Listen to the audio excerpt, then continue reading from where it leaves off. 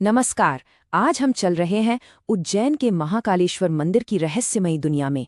देखिए, ये सिर्फ एक मंदिर नहीं है, ये 12 पवित्र ज्योतिर्लिंगों में से एक है। एक ऐसी जगह जहां शक्ति और आस्था का एक बिल्कुल ही अलग संगम देखने को मिलता है।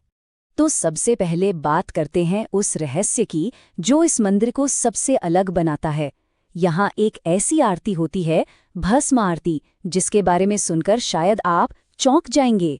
सवाल ये है कि आखिर एक देवता की पूजा मृतकों की राख से क्यों की जाती है? चलिए इसी सवाल का जवाब ढूंढते हैं।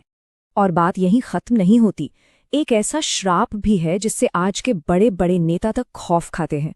आखिर क्यों कोई भी शासक इस प्राचीन शहर में एक रात भी बिताने से इतना डरता है? ये एक ऐसा सवाल है जो सदियों पुरानी मान्यताओं को आज की राजनीति से सीधे सीधे जोड़ देता है। तो चलिए इन रहस्यों की गहराई में उतरते हैं।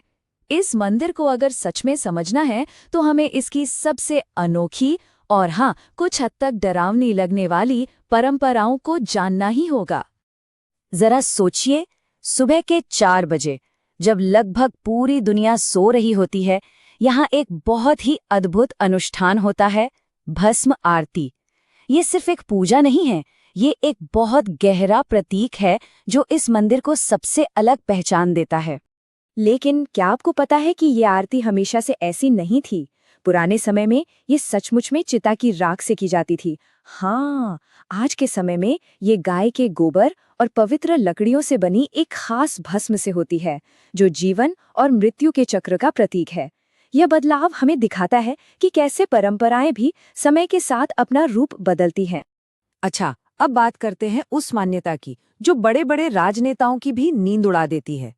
कहते हैं कि अगर कोई भी शासक, कोई भी राजा या मुख्यमंत्री उज्जैन में रात गुजार ले तो उसकी कुर्सी चली जाती है। अब ये सिर्फ एक अंधविश्वास है या इसके पीछे कोई सच्चाई भी है? देखिए, इसे सिर्फ एक कहानी कहकर टाला नहीं जा सकता। इतिहास में इसके उदाहरण भी मिलते हैं। भारत के चौथे प्रधानमंत्री मोरारजी देसाई ने यहाँ रात बिताई और कहते हैं कि अगले ही दिन उनकी सरकार गिर गई। कर्नाटक के मुख्यमंत्री बीएस येदियुरप्पा को भी यहाँ रुकने के कुछ ही दिनों के अंदर इस्तीफा देना पड़ा। तो क्या ये सिर्फ इत्तेफाक है या कुछ और? तो आखिर इस डर के पीछे की वजह क्या है? मान्यता ये है कि उज्जैन के असली और एकमात्र राजा स्वयं महाकाल हैं, और एक मयान में 2 तलवारें नहीं रह सकती, वैसे ही एक राज्य में 2 राजा नहीं रह सकते। इसीलिए कोई भी दूसरा शासक उनके राज्य में रात नहीं गुजार सकता। अब इन सभी आधुनिक रहस्यों की जड़ें दरअसल एक बहुत ही प्राचीन कथा में छिपी हैं। तो चलिए थोड़ा समय में पीछे चलते हैं और उस कहानी को जानते हैं जिससे इस शक्तिशाली मंदिर का जन्म हुआ था। कहानी शुरू होती है राजा चंद्रसेन और एक क्रूर राक्षस दूषण से। जब दूषण ने उज्जैन पर हमला किया तो एक छोटा सा लड़का शिव की भक्ति में पूरी तरह से डूब गया। उसकी सच्ची भक्ति में इतनी शक्ति थी कि उसकी रक्षा के लिए स्वयं शिव अपने सबसे प्रचंड रूप यानी महाकाल के रूप में प्रकट हुए।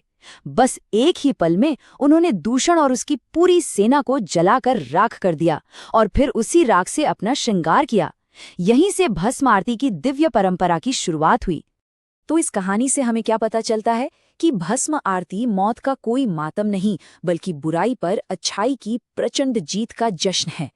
ये अंधकार पर प्रकाश की विजय का सबसे बड़ा प्रतीक है। अब जब हम मंदिर की कहानी जान चुके हैं तो चलिए स्वयं देवता के नाम के गहरे अर्थ को समझते हैं।